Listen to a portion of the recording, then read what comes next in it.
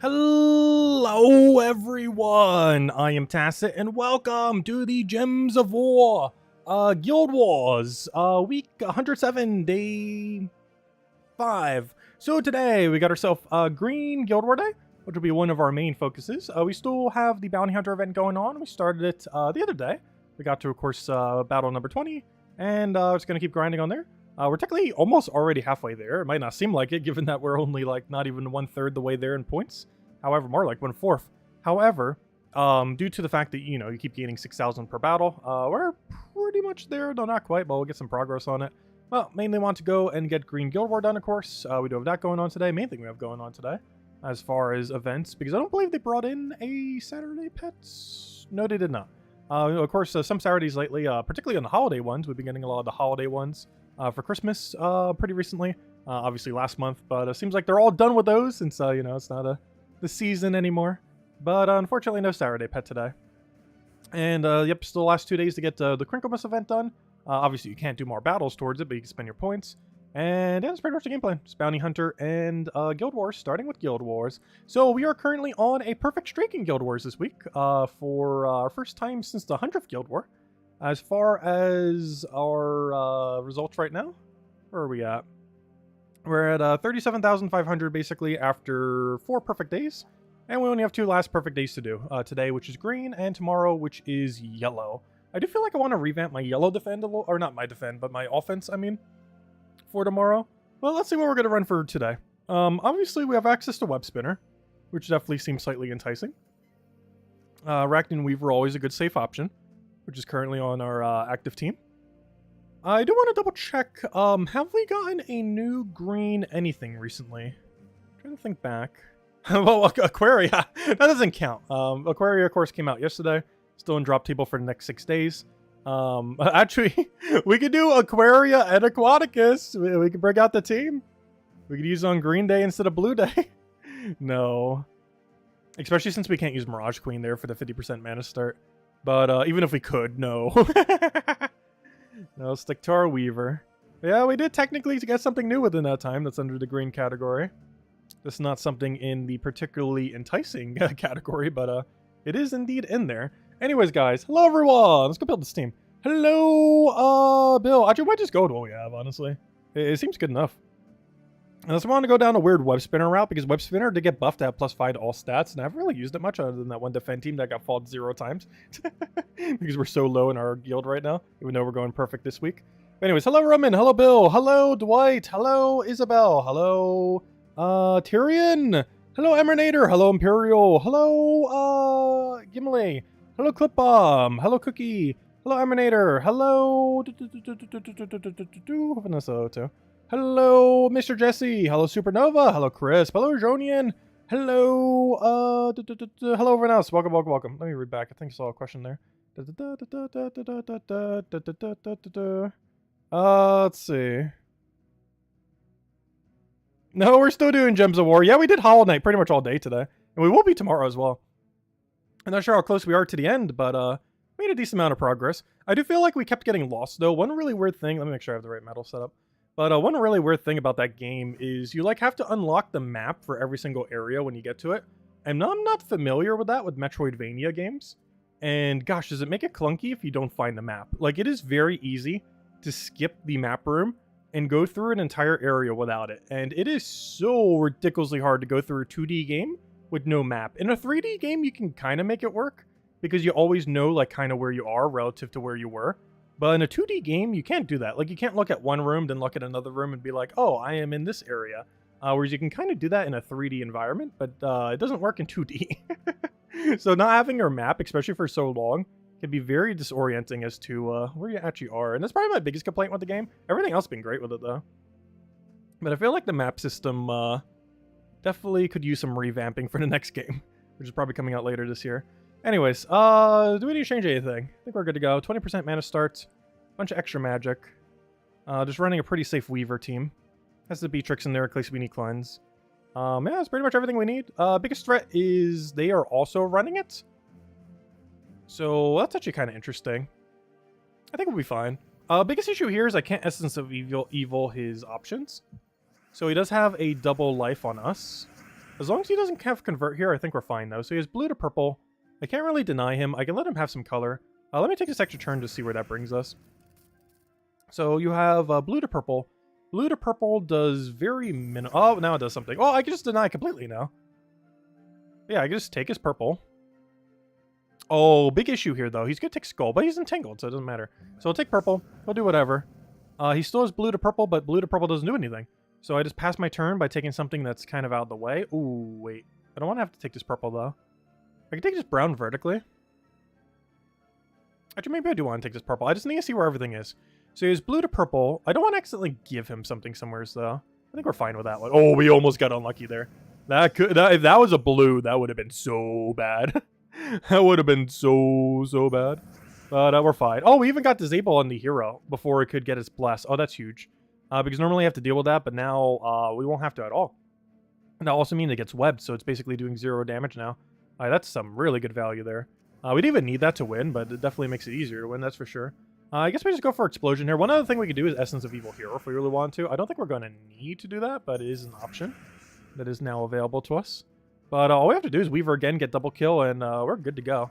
He tried to get that Life and Death Weaver on us, and we just kill him before he has even a chance to do so.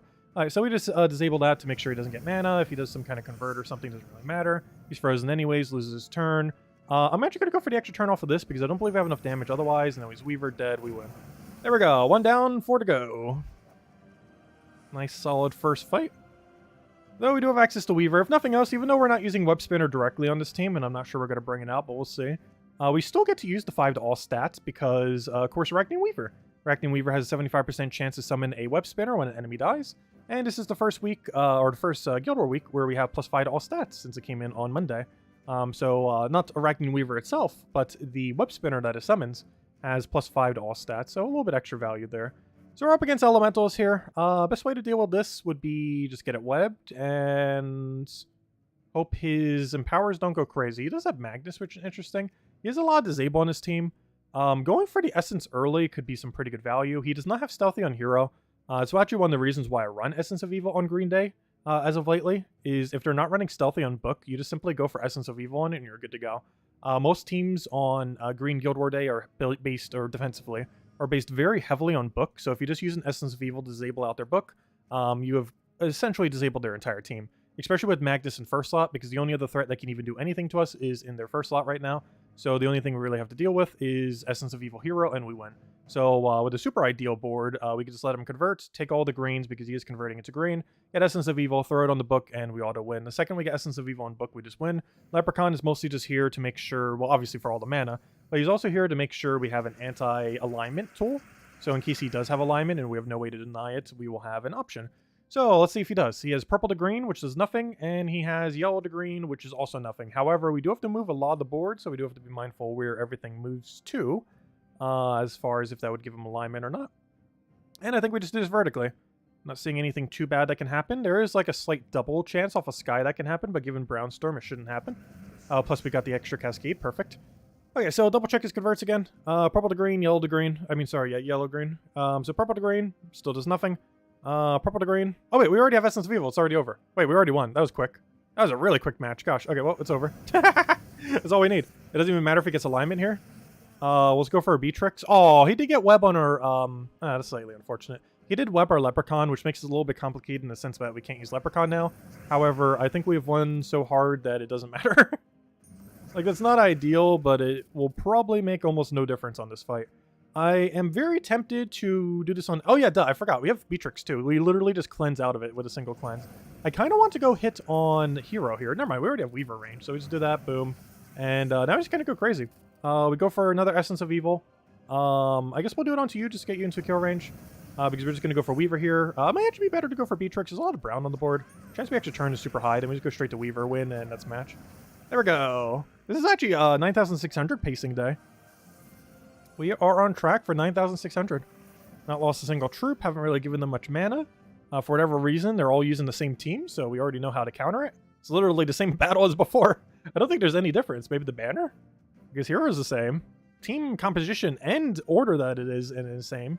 I'm actually kind of surprised with Magnus in first. The strategy with this is that it has Impervious while also having its random stats effect. But I don't know, it doesn't seem that good. I've seen people do it before, but like obviously they're doing it primarily for the impervious. I just don't feel like it's worthwhile to. Like if your team starts getting ahead with a lot of extra turns, yes, it gets a lot of value. But in the situations where it's not, it's getting almost no value whatsoever. Which is one of the reasons that kind of, I don't know, it doesn't seem as worth running. I do see it a decent often amount of time, and so far this killed literally everyone. Okay, purple-green and yellow-green. Yellow-green does nothing, purple-green does nothing. Okay, well, that's a good board then. We do not have cascades for those browns. Honestly, we don't have much options here. We'll just want to take this blue to the left. Unless we get super unlucky on red, we should be fine. Just double checking every convert he has. Yeah, that shouldn't really do anything. Alright, now can he do something though? Oh no! Oh, of all the things to web. Oh wait, it's actually you who's doing it. Web the weakest enemy. Interesting. Out of everything on our team, that's the weakest? I wouldn't expect that. Because Leprechaun gets extra durability from having its levelage. I guess because every single other thing on the team is a legendary, a mythic, or hero, which are known for having higher stats, particularly mythics and hero. I guess that's just enough to make you be the lowest stats for durability. That's actually kind of surprising. Because it's not like Weaver's known for being a tank. It's known for, like, not dying. But it's not known for dying because it's a tank. It's just known for not dying because it's one of the best trait combinations in the game. Stealthy Impervious, which is really good at not dying. Okay. The only thing that can make that better at not dying is if this was spell reduction. Let's see. Or super high amount of skull reduction. Though probably spell reduction would be better. Because, you know, AoEs and stuff would still hit it. Anyways, so I can't Leprechaun here, which complicates it slightly. He has purple to green, which does some stuff, but not enough for us to really worry. Because I can just take this vertically, and what's he getting? Nothing? Pretty much nothing. By pretty much nothing, I mean literally nothing.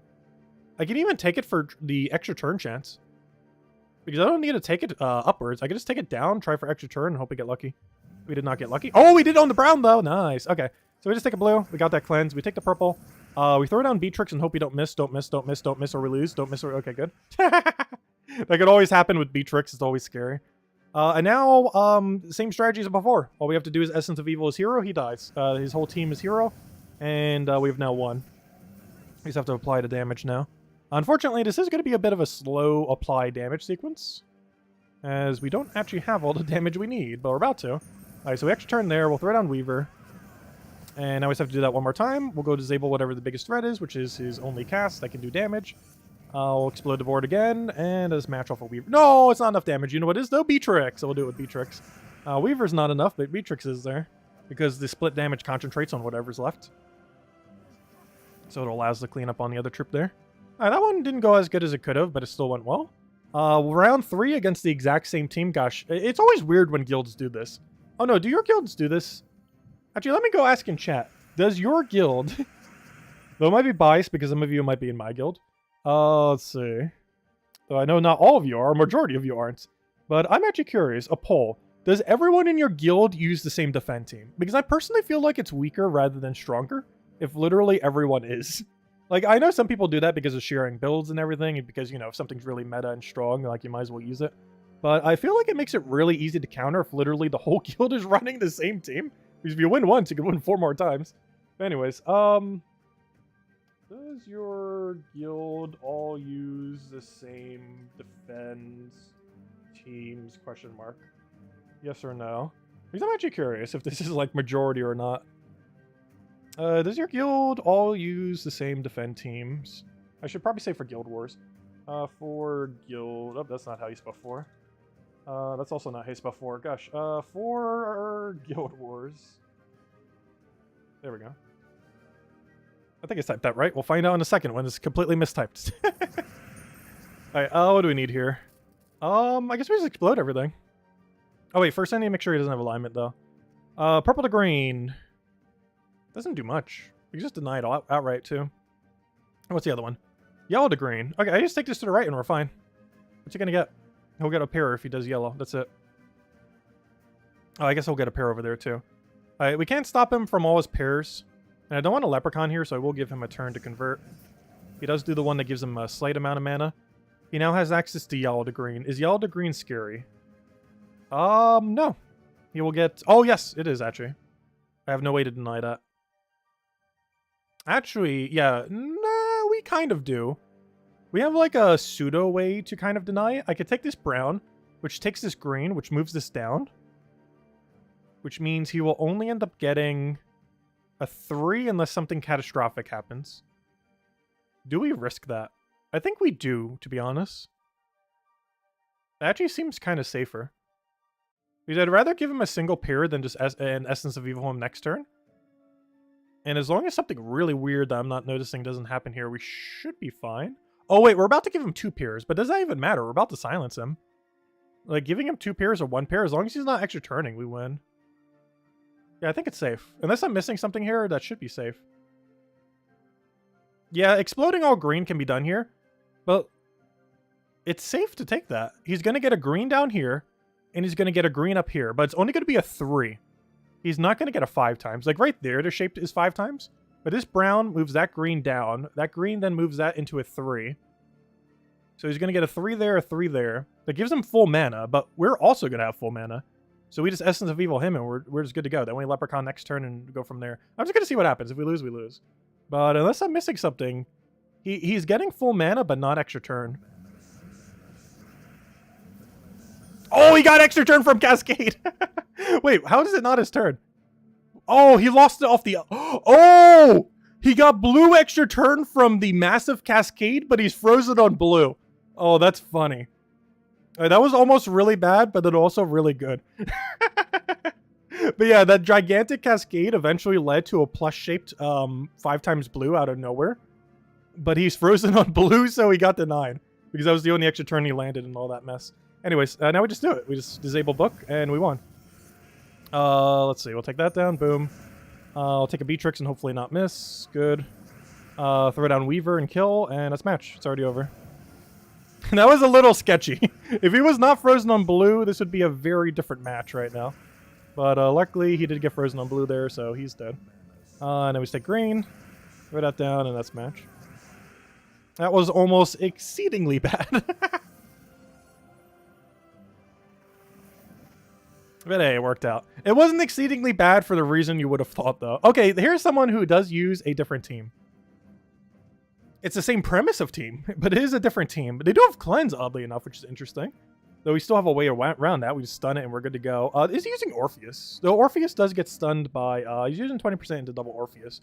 So he has a lot of cleanse. He really wants to cleanse. However, if they're stunned, they're not going to cleanse. And we have 2 ways to do that. Extra turn off of Elementalist, and Essence of Evil, just doing normal Essence of Evil things. He does still have double convert, so we still have to worry about that at the beginning of a battle. What's he going to do with this? He's going to get a lot of value from it. I actually want a Leprechaun turn 1, I think. Yeah, I do actually want a Leprechaun turn 1 here. And just hope we don't get unlucky. Alright, we already have Essence of Evil. As long as he doesn't infinite us right now, we win. Alright, we won. It's over. Is there any extra turn we can take? Not seeing one. Yeah, all we have to do now, yeah, it's just Elementalist again.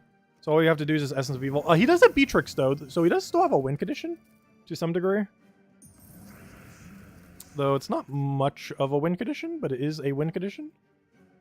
There is still a way he doesn't lose. Let's see, Weaver kills here. The only big issue now is if he lands extra turn, he can kind of loop a little. He did not land extra turn, so he just loses. Alright, let's match. I just Essence of Evil him again. Actually, do I even need to? I think I just take green. I think I just take green and then win next turn. What's he has? Yellow to green. Yellow to green does nothing. See, I just take green, throw Beatrix, and then we just loop from there and do whatever. And as long as we get 1 Weaver mana, we win. Well, not like we would have lost, but, you know. Actually, I just go for Beatrix again. No, actually, she's not enough damage either way. Let's go for Weaver, I guess. I guess I could have Beatrix. Doesn't really matter too much, but there we go. As Beatrix sitting there would have been a little bit safer. Though I don't think it really would have made much of a difference either way. There we go. Wow, that was a solid day. Though not our highest scoring day, oddly enough.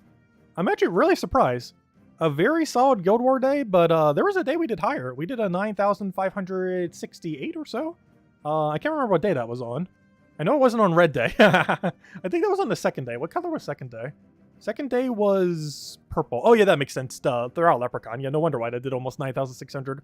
Yeah, the only day we scored higher, I believe, was on Purple Day. I'm pretty sure. I wish you could see the score per day. Like, obviously you can for your entire guild, but you can't see your score per day. Like, you can see your score per day, like, right here. but you can't see your score per day as like an entire list. Like if you check over here, like it shows you, you know, how many win losses you have, but you can't see if this is like a 9,500, a 9,300, 9,200, 9,600, which is about where those were. Like you can't see that, but you can see like, you know, 50, 50, 50, 50.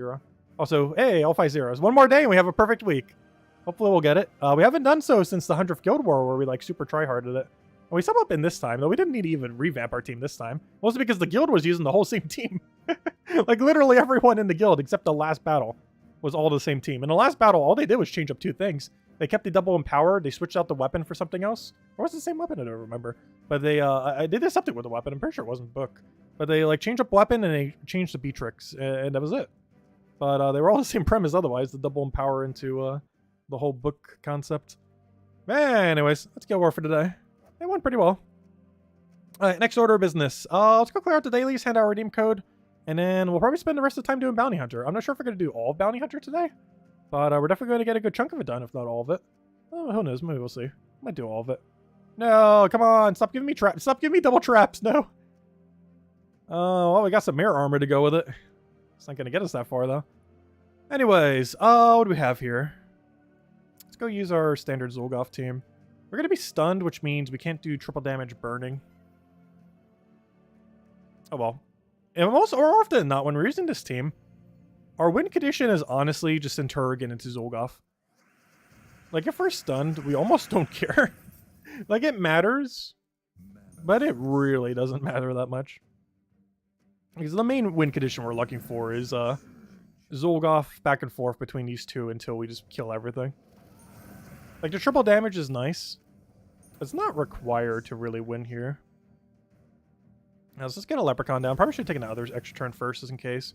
Get out of the convert there. Right on those Zolgoth. Saving this guy for last because he can actually kill himself out on his own. If we get lucky enough. I need a little bit more mana. You know what? No, it's not worth converting here. I'll take the blue over. How about now? Still not... you know, I'll still convert it. And then we can just Zolgoth and he's dead. Yeah, honestly, do we even need Hero to have triple damage burning on this team? Because I really feel like replacing out Hero Weapon for something like super ultra cheap that doesn't block anything. Like maybe some kind of green weapon, because it doesn't matter too much if you block like Leprechaun. But like something that doesn't block these two. Just have it sit in first slot and just tank. Because almost every fight we've been doing, especially when we're stunned like this, even more so. But even without the stun, like we're pretty much just playing without the triple damage a lot of times. Even if it is... Oh no, that's not good. Well, let me retry that. But a lot of times we're not even trying to win off the triple damage. I'll catch you later, ClipBomb. Thanks for stopping by. Have a good work.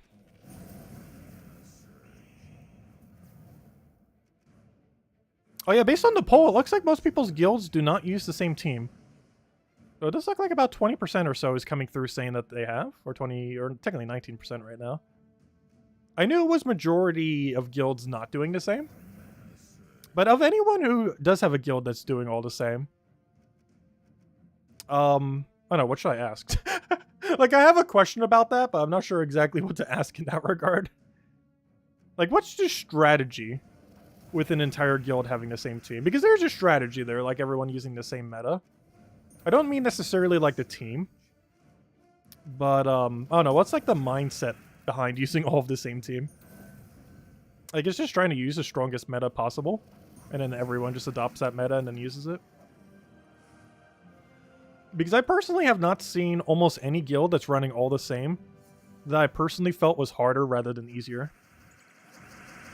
The main thing that normally trips you up is if you don't adjust your team for when their team changes. Very rarely is it just an RNG roll. It can be an RNG roll, of course, where like you face the same team and you absolutely lose once and then absolutely win the next. Like, that can definitely happen. But I feel like that's rare compared to it just being based on team composition more so. Stats and calculation. True. I know, some things just work. If it just works, might as well just run it.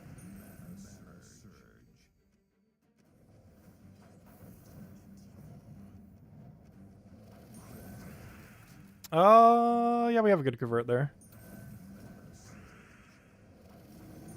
So I'm not sure why I saved this guy for last. He also has immune to Devour, so I gave it Devour him. Also, funny fact, for any of you that don't know, that stone giant thing that we just fought, not the golem, but the actual one that was in first slot, that red-purple that died last, he was actually the first thing in the game to ever get stun.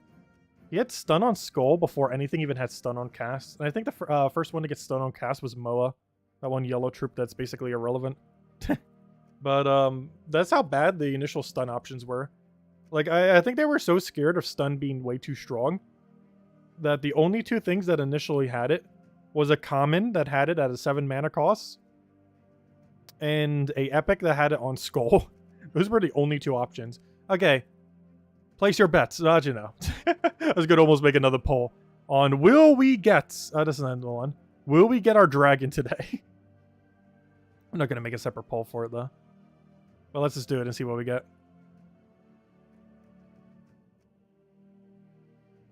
Come on, Brown. Come on, Brown. Why is it not clicking? Come on, Brown. No! We got our 1000th yellow dragon. How many yellow dragons is that now? 6? 5. So, we currently have 5 yellow, 5 blue, 5 red, 2 green, and 2 purple. We got 3 5s, 2 2s, and 1 0. Which brings us to a total of 19 dragons. Oh, we're not at 20 yet. We're all out to be.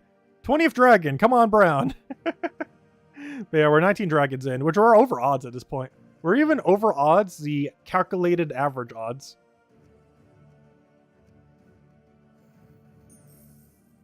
Which I think was like 13.5. We're at 19. Oh, hello, Luann. Welcome, welcome. Anyways, let's go ahead to the code. We still haven't handed out a redeem code. And then I guess we're messing with Bounty Hunter for most of the stream at this point. Oh no, I'm almost out of codes. Luckily, Kafka gave us more. Though this is still from the Christmas batch, oddly enough. I still have 2 more from the Christmas batch. They're not special codes, you know, standard codes, but 2 more from last month. And we can start going into this month's codes. Anyways, what we're doing? Let's go do Bounty Hunter. Because that's the only thing. Oh, we also have to do crowns. You know what? Let's do the crowns first. Because once we finish crowns, we won't have to worry about switching. So we're just going to do some crowns real quick, get some EXP. We have 100% EXP from the Guild War anyways. So might as well utilize that some. But let's go get the crowns first, and then we're going to go head over to Bounty Hunter the rest of the time then. Just so we don't have to keep switching modes. Because I don't want to do some Bounty Hunter, then do the crowns, then do more Bounty Hunter. Or just get the crowns now, and then just do all Bounty Hunter. If anyone still has any questions or anything you want me to go over, let me know. And definitely feel free to leave a like on the stream. Helps a lot and is greatly appreciated. Also, tomorrow I should have the video up going over the new troop that's coming out on Monday. Which technically came out this week's Monday, but also comes out next week's Monday. And that is, of course, Empress. Empress with the huge everything game. I think I have about 5 teams made up for it. Just need to go record the video, and we'll have that up probably tomorrow morning. Before the Hollow Knight stream, which will be up at about noon. So the video will hopefully be up by about 11, or if not sooner. Depends when I wake up and get everything situated. Because yeah, I wanted to cover that like right before the troop. Which will actually be perfect, because then for the mythic tier list next week, we every mythic that will actually be in the tier list will be out by then. But you know what's happening next Monday? We get early access to that one mythic. So by then, every mythic that's on that list will actually be in the game itself. Whereas right now, we're currently just missing that one.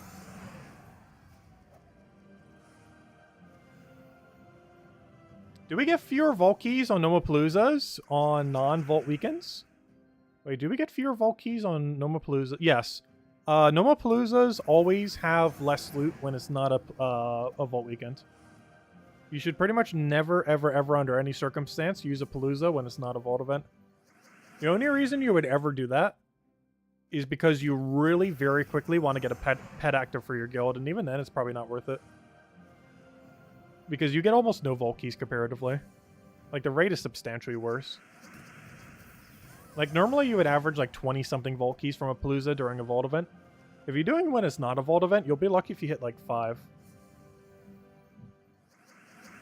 Oh, actually, that's exactly how many you got. That's funny. 5 Vault keys and 1 epic Vault key. But yeah, that's about the number you would expect. Because the drop rate's about 3 to 4 times worse when it's not a vault event.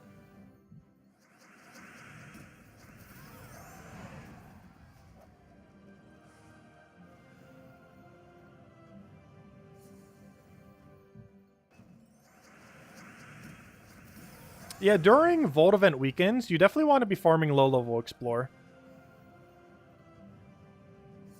Because gnomes appear based on how many battles you do. Like, you know, basically every single time you do a battle, you'll get a new roll. So essentially, the quicker you can run through battles, the more gnomes you'll find. As well as crowns in this case, for these little crown guys. So when it comes to things like these, when they spawn in, you're mostly just looking for number of battles, 1 per minute. Or, you know, the quicker you can win, the better.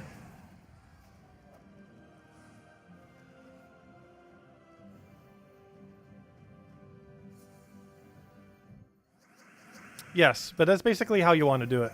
During vault events, you want to farm a bunch of low-level Explore, ideally like Explore 1 with any quick kill team. Either Ruin quick kill, or if you have it, the Ironhawk build, like what we have here. But basically, you quick kill low-level Explore. You use Paloozas only during vault events. Then, when it's not a vault event, you open all your vault keys. Like we were the other month, where we opened a couple thousand of our vault keys. You can technically open vault keys during a vault event. The main reason why you kind of want to do it after is not because of a loot difference, but because during vault event, you could just be farming more vault event. Whereas at any point, you could be opening vault keys. So it's normally better value to only farm vault keys during vault event and then use them after the fact. Just so that any time that you do have free during a vault event, you could be doing that to actually farm keys rather than using keys. Because you can use keys whenever. Whereas you can only do Paloozas and farm for that kind of stuff, or at least realistically during a vault event. You can technically do it whenever you want, but the rate is just so much worse when it's not vault event. Whereas there's no punishment on vault keys. Like, you can do vault keys whenever, and there's still the same value.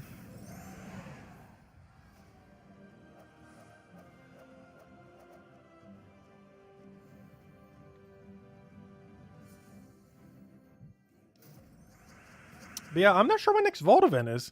Originally, it was supposed to be next week's weekends. But based on current spoiler threads, it seems like that is an arena weekend. So I'm not sure exactly what's up with that.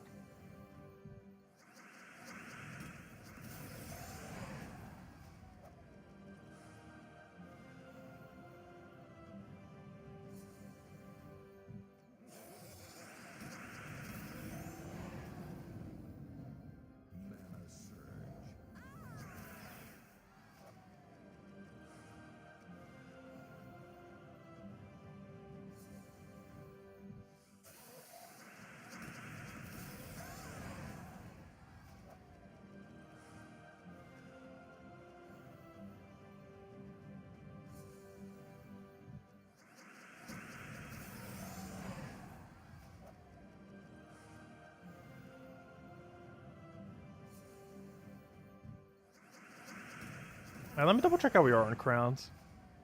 You're having vault weekend withdrawals? Yeah, it's weird. Because if they were doing the normal interval of vault event, it should be next weekend. Like, you know, a week from today. Or technically 6 days from now. When we would have the next vault event. But there's none scheduled then. There was, but it's not now. Which means we have gone a little while without one. Because if we don't have one next weekend, that'd be over 6 weeks without a vault event.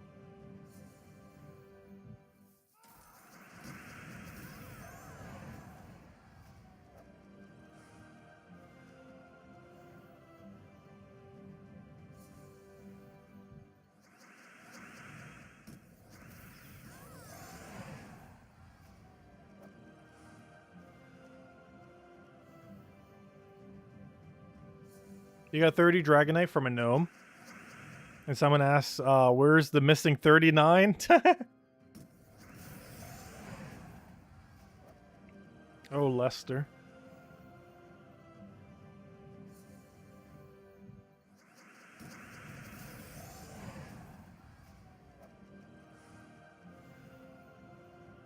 Also, my thumb is still so sore from what we were doing earlier.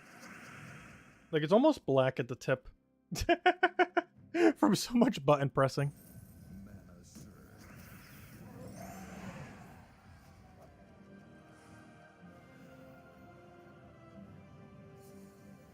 It's weird too, because only some games do that. Like, there are games where I button press a lot more, yet it doesn't happen, yet there's other ones that do. I think the main thing that does it is the game has, like, push-sensitive jumping. And I feel like any game that has, like, push-sensitive triggers is what normally does it for me. Because sometimes you have to do it very light, and other times you have to do it really hard. Or, you know, like a normal press. But whenever you have to do it for, like, a full press, I feel like I do it too hard when I press down. I think is the issue. Because jumping's based on how much you, like, press down on the button, rather than every click being the same.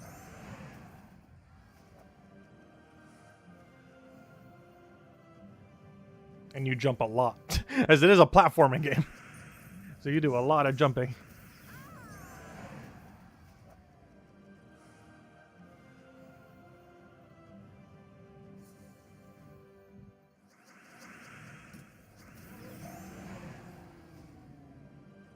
We need the map app for it. Oh no, we'll see how lost we get next time. But honestly, chat helping is kind of funny as well. Trying to figure out together where our unearthed direction is. And everyone who actually knows the path just yelling every which direction.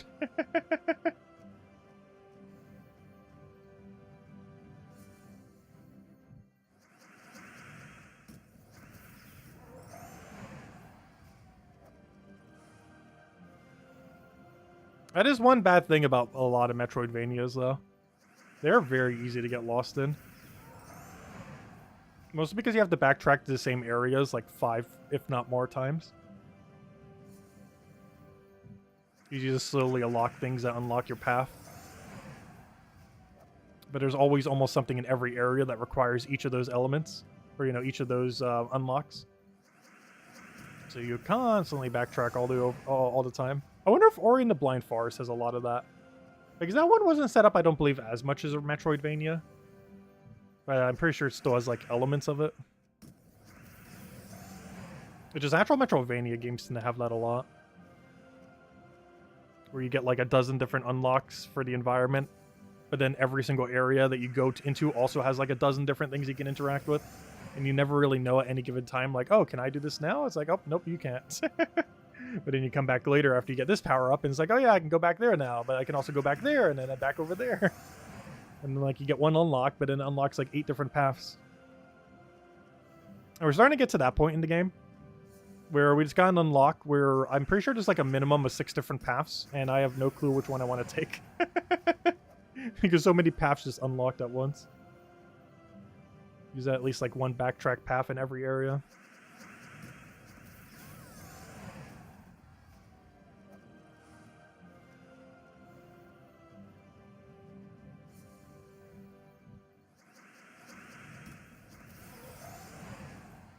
I've been enjoying the game, though. I just hate the map system. It's like the only complaint with the game so far.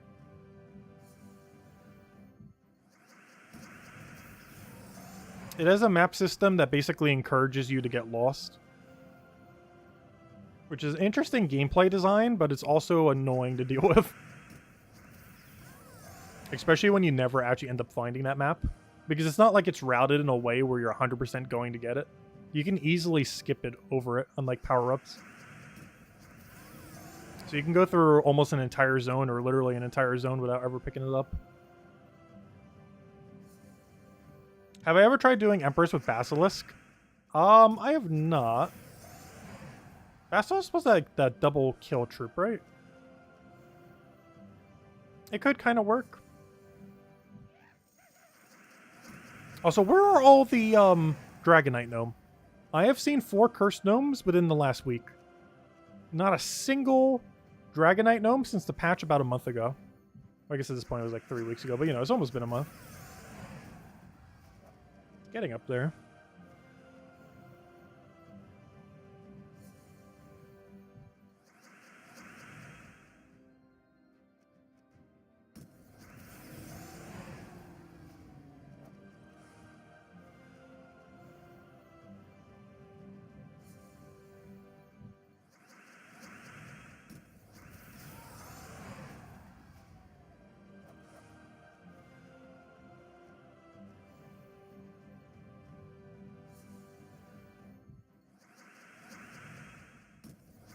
Yeah, Empress is honestly really good.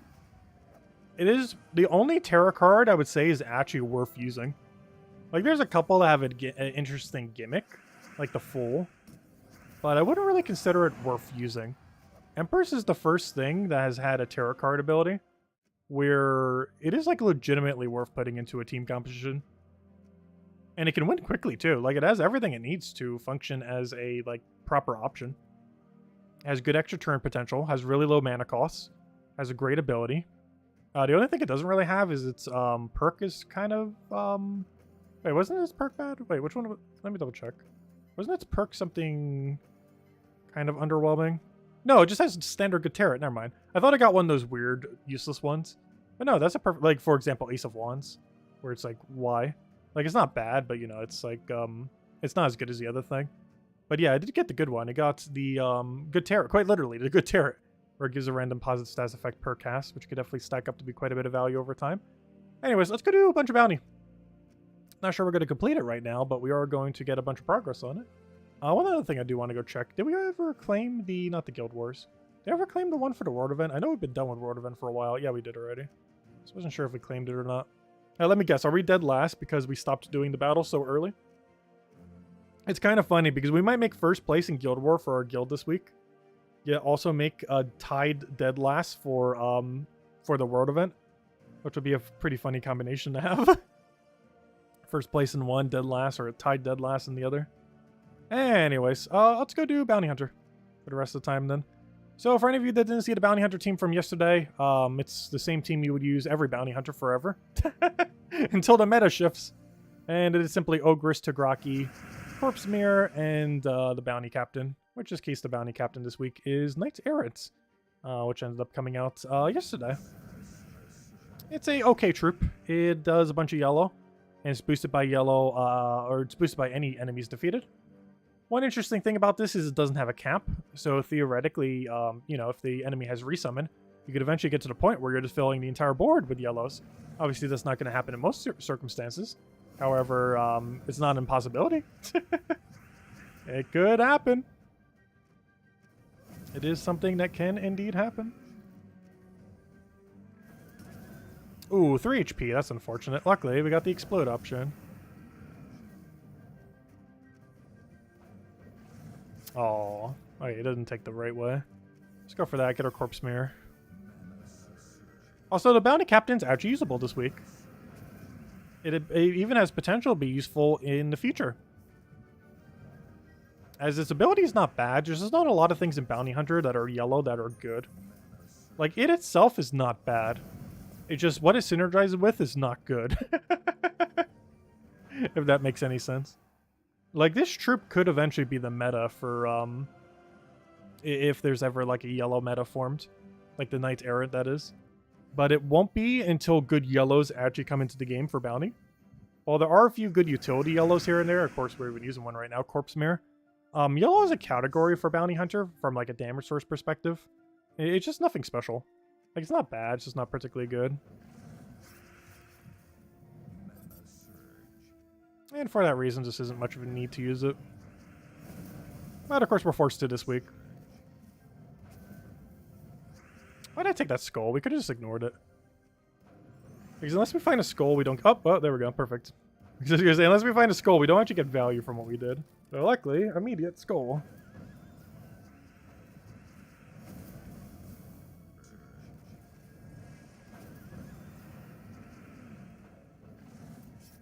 I'm not sure how many bounties we'll do. Definitely want to get several in. Though my eyes are starting to get fatigued from doing so much today. Too much screen watching. I think in total today, between the streams and just off stream, I probably looked at a screen for almost like 10 hours already today. Between Hollow Knight, this stream, and, you know, just naturally looking at it for other things. Can you believe your first mythic on Switch will be a gem dragon? Is it really? That's kind of funny. That's actually really funny. If your first mythic is actually a gem dragon. I guess that makes sense in a sense. Because you can get to a gem dragon in like a week. A newer player cannot that easily get to a mythic within a week unless they're in a big guild. And even then it's still luck based. So it is actually possible. I never really thought about that. But it is actually possible that quite a few people's first mythics would be Gem Dragon. It's because it uses a different currency. It doesn't use diamonds or anything like that. It does use gems, but you can also get it through other means, especially once a Vault event comes out and everything. Especially once we know how much you can get from a Vault event. Because we don't really know the exact ratio we'd really be getting. Like, if we did Vault event for, like, 5 hours, are we talking, like, a couple hundred Dragonite? Or are we talking thousands of Dragonite? Realistically, probably a couple hundred, but still. That is up pretty quick.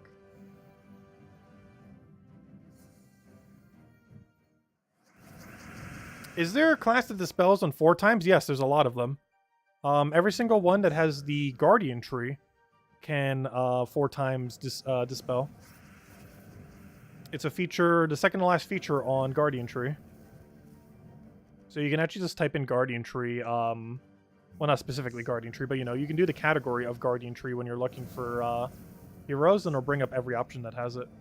They added that as a feature several patches back. I can show where it is in a second. It's actually very convenient. They added it, I believe, 3 patches ago? 2 patches ago? It was added last year. Like midway through last year or something. It was one of the better quality of life features we actually got all of last year. I wouldn't say it's the best feature we got last year, but as far as like the quality of life category of features, it's probably one of the best we got all year. Because now if you want to find something for hero, let's say for example Guardian Tree, for that one Dispel, because we know that Guardian has Dispel, but let's say we don't know what classes have Dispel, we can simply just go to Talent Tree, go to Guardian, and here are all the hero classes that have Dispel. And by all the hero classes, I mean Dragon Guard and Sentinel and maybe Rune Priest. Oh, and Mech, I guess. Well, I guess more. Honestly, almost everything here uses it. Because if you're bothering to use Death Knight, you're using it. Dragon Guard will always use it. Knight will always use it if you're bothering to use it. Mech will always use it. Rune Priest will always use it. Sentinel will always use it. Warden will always use it. So yeah, I guess if you're bothering with any of these classes, it would. Obviously, some of these classes are better than others. Realistically, if you're looking for a Dispel hero class, Sentinel is generally one of your better ways to go. Though there are some situations where Warden, Rune Priest, or Dragon Guard are the way to go.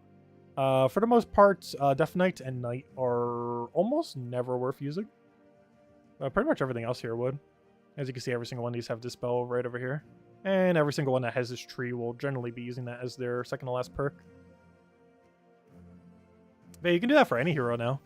You just find the tree that you need, and it just searches for all of them that have it. It's very convenient. Yeah, that feature was added last year. It was one of the better ones as far as quality of life. Okay, where were we, Bounty Hunter? Where's the bounty menu?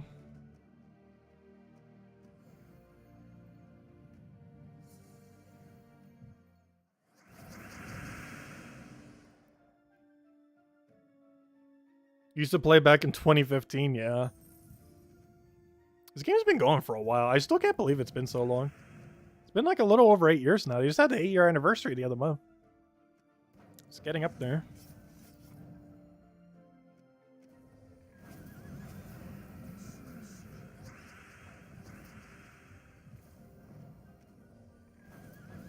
I was gonna say that better kill. Luckily it did. I'll take a skull, why not? I'll have to poke it an extra time, but it's fine.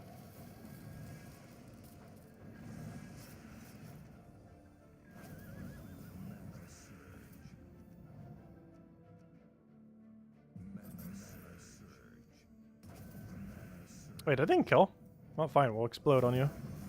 Eh, just match with anything. Even skull kills at this point. Good old 64 skull. I think we'll go until we get a little bit past the actual halfway point on points. Because then we'll have to do like 20-ish or less battles tomorrow then.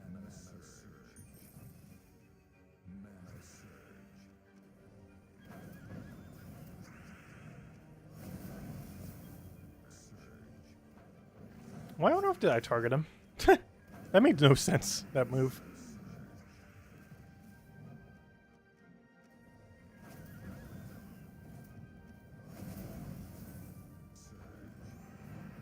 Luckily, it actually worked out in the end.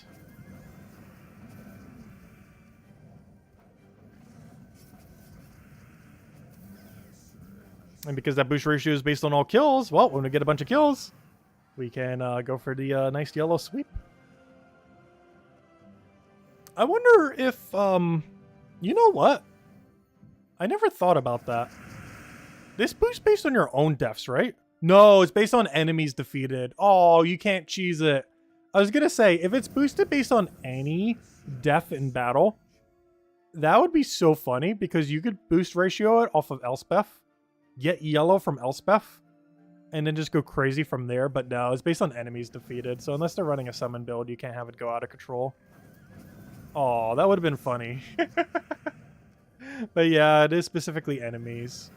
You can't cheese it by killing your own allies to boost ratio it. That would have been funny, but that's not how it works. It specifically has to be enemies. So if they're not running resummon, you can't scale it infinitely.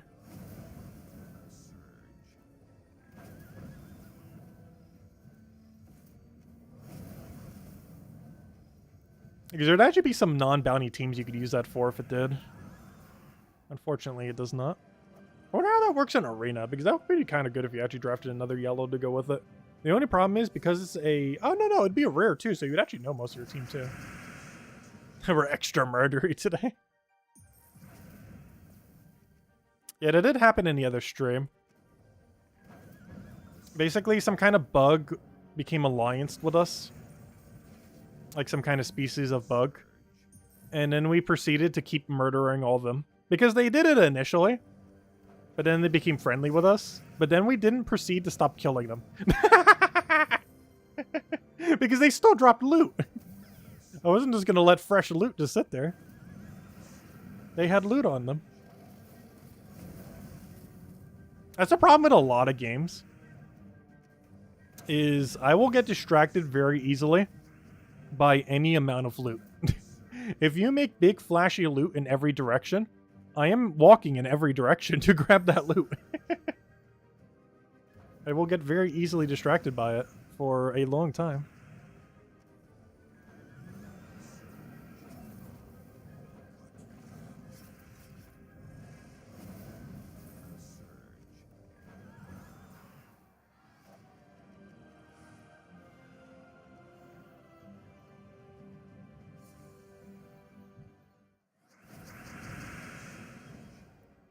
You're using Hellcrag's team for PvP, but it's so slow.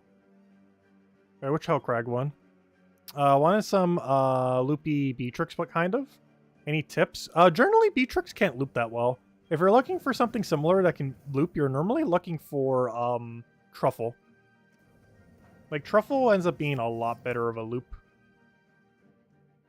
And you can fit that into almost anything. Like, Forest Troll, double Truffle into, like, one other option. Normally it's 50% Mana Start Mirage Queen, but you can also run Hero, you can run those stuff there. Because there's only a few actual infinites in the game. There's a lot of things that are pseudo-infinites, but Truffle is one of the only things that are like legitimately actually infinite. Like, it is impossible unless you deliberately try to make it stop looping. Whereas a lot of other things, like, they're pseudo-infinite in that they're going to last like 20 times, 30 turns, 40 turns, 50 turns. But they can eventually stop. Forest Troll double Truffle Greenstorm never stops.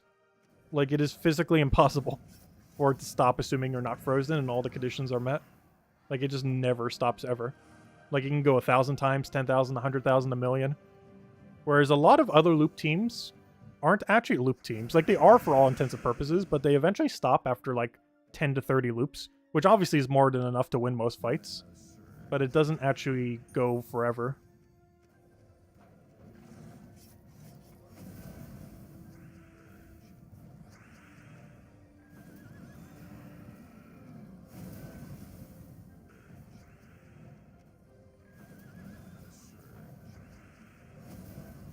What's the last troop? For what? The Forest Troll double Truffle? Normally it's ran with Warden hero class, oddly enough, because of Greenstorm and Dispel. We were actually just talking about all the things that had Dispel, and one of the reasons I was saying Wardens wasn't too bad is, oh, I didn't explain it when I was mentioning it earlier, I just said that it wasn't that bad. But one of the reasons why Wardens is actually used for Dispel is it is the only hero class in the game that has both Greenstorm at start of fight, while also having Dispel on extra turn. This is very useful because it allows Truffle Infinite Loop, while doing dungeons, or, you know, Underworld, I mean, to be able to bypass Submerge. Because there are some things that will have Empower gain Submerge at start of battle, because there's an Underworld perk where you gain Submerge after you cast, but there's also, you know, things that have Empower. So what can end up happening occasionally in Underworld is you get a situation where they have Submerge perk, so whenever they cast, they get Submerge, but they will also have Empower, meaning, you know, they will immediately get Submerge, which would normally be a bad thing for anything that hits everything simultaneously. But the easiest way to get around that for, like, you know, an Infinite Truffle or something is you simply just have Warrens as your hero class. You have Green Storm, so you have the Green Storm condition met, but you also have Dispel, so you don't have to worry about Submerge. In PvP-like situations, you probably don't have to worry about that as much because Submerge is pretty uncommonly used. But it is surprisingly useful in Underworld due to the high amount of Submerge that can occur randomly. You know in advance if it's going to on a given floor, though, but, you know. There's that one Tier 5 room that has that Submerge perk, as well as a few of them that have annoying Submerges to begin with.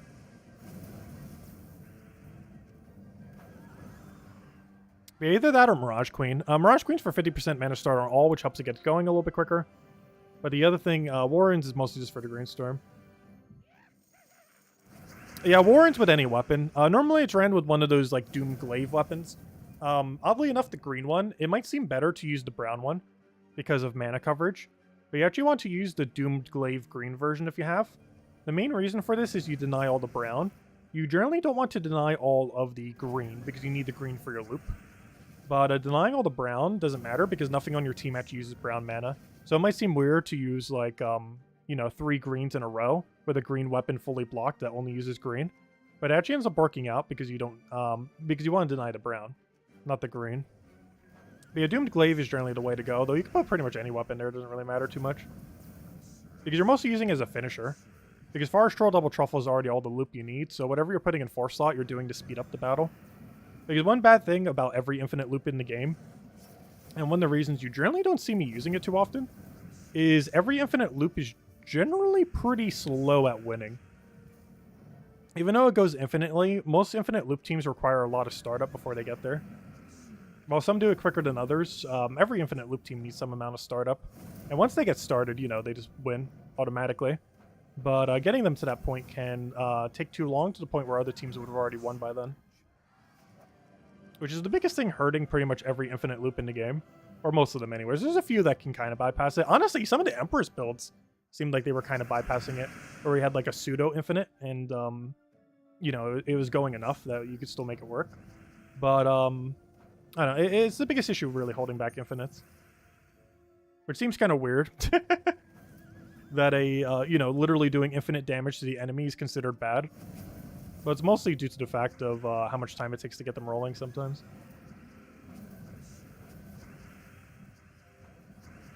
What team do you used to use for PvP? The Rogue Spider? Oh yeah, we used to use Rogue Spider a lot. I would not advise Rogue Spider anymore though. Rogue Spider actually got nerfed very heavily with that change that they made. At least with Mother of Darkness version anyways. You could try using it with other troops there, but there isn't like a perfect synergy option as of yet. But yeah, it having web gems drastically reduces the power of what it can do. Because if you end up getting webbed, you can't do anything. But yeah, the team got nerfed really hard when they made that change this week.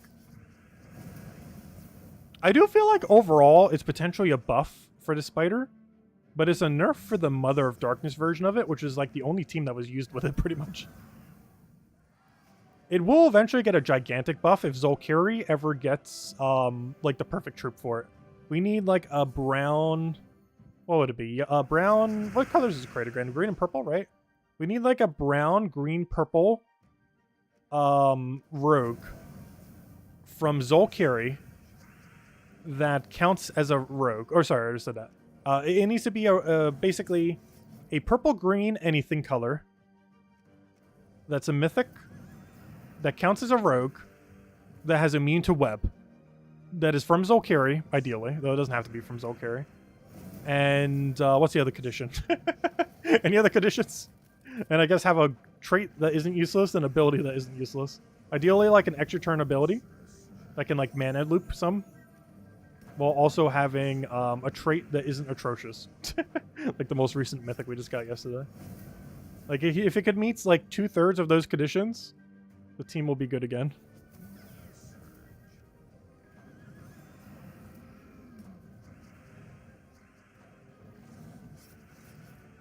Yes, if you want to get Empress after the fact in Vault Keys, it's normally 6 weeks after the event, which means this is the 8th week of the event, right? 8th, 9th? Yeah, this is the 8th week of the event, which means 2 weeks from now, which means 6 weeks from then. So basically 2 months.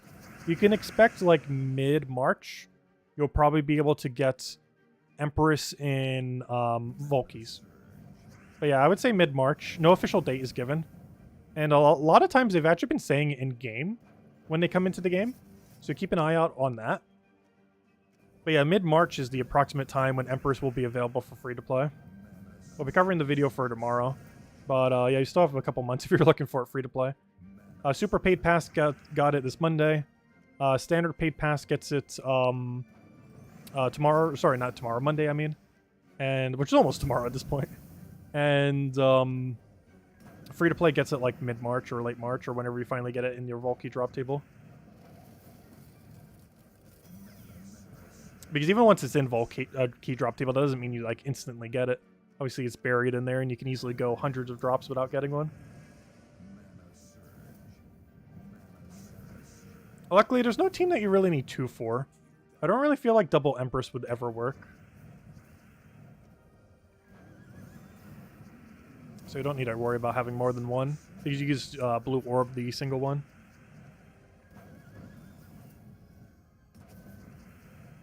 But anyways, does anyone else have any other questions? Any other anythings? Because I think I might rest it here. Because my eyes are starting to get a bit fatigued. Hopefully it won't feel like that tomorrow night. Because we got to finish out this bounty. Now if we did as much bounty as we did today, tomorrow night, we'll easily finish it out. We're pretty much already done as far as all rewards. We're pretty much there. We just have the last 2 to go. 100,000 more points, which is like, what, 15 more fights around there? Somewhere's around there. Not that many more. But anyways, we'll finish it up tomorrow. We'll go over all the weekly spoilers. In the morning, we'll have the video going up on Empress and a bunch of teams for copy-paste. And as we mentioned, she's coming out on Monday for Standard Pass, which is most people going to get it. Otherwise, free-to-play can get it probably late March in Vault Key drop table. It's actually the first tarot card that is not useless. Obviously, there's a couple tarot cards that are kind of in the usable category. This is by far the most usable tarot card we've ever had, so it'll be interesting to see how it pans out. And aside from that, we will be doing Hollow Knight tomorrow, same time as today. We'll be going and starting around noon, and it'll be about 7 hours or so. And if we're slightly late for tomorrow night's stream, it's probably because I'm eating food. I'll try not to take too long to eat next time around. I was eating salmon today, like salmon, potato, broccoli, just took a little bit longer as far as prep and everything. So I wasn't able to finish it exactly by 8. But, yeah, it's pretty much same schedule for tomorrow, except we'll also have a video up for Gems of War. But pretty much same game plan.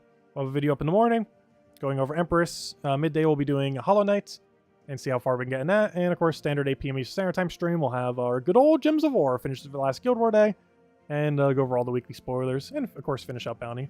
Anyways, guys, have a wonderful week. And who knows, maybe we'll hand out 2 codes tomorrow, so we can finish out the previous stack as well.